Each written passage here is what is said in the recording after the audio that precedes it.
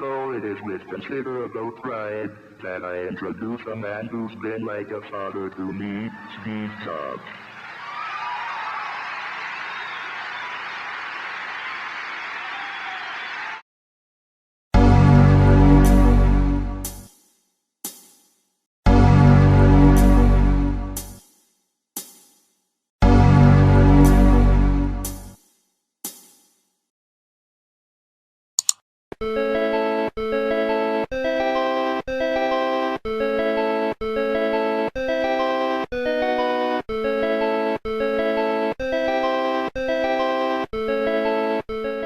Pardon the interruption, but there is a call coming in.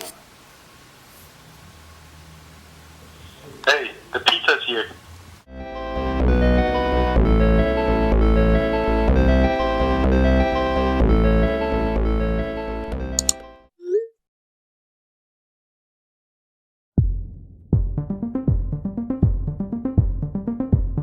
All of the images you are about to see on the large screen will be generated by what's in that bag.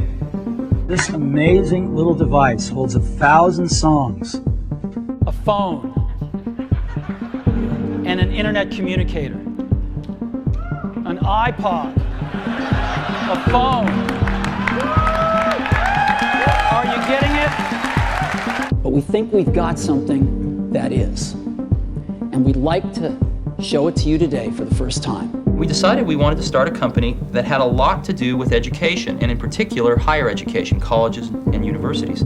So what our vision is that there's a revolution in software going on now on college and university campuses. The 3rd and 4th graders classroom one time, and they had a whole classroom full of Apple IIs, and I spent a few hours there, and I saw these 3rd and 4th graders growing up completely different than I grew up because of this machine.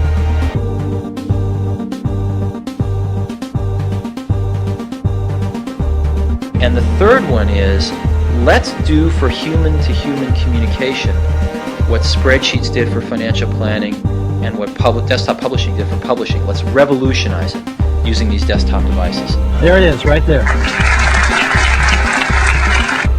And we call it the iPad. Yeah, right. The older people all want to know how it does what it does, but the young people just want to know what it can do.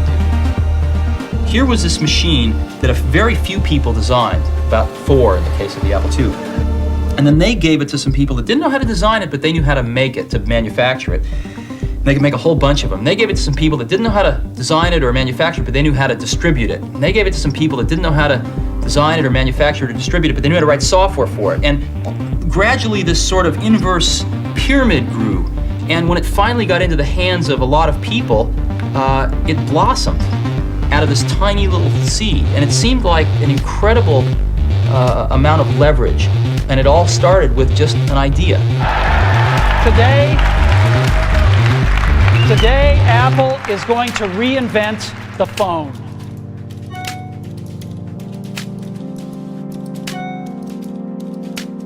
When you grow up, you tend to get told that the world is the way it is, and your life is just to live your life inside the world, try not to bash into the walls too much, try to have a nice family life, have fun, save a little money.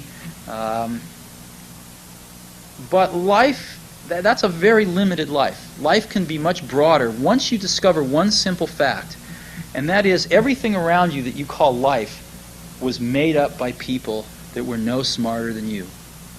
And you can change it. You can influence it. You can build your own things that other people can use. And the minute that you understand that you can poke life and actually something will, if you push in, something will pop out the other side, that you can change it, you can mold it, that's maybe the most important thing.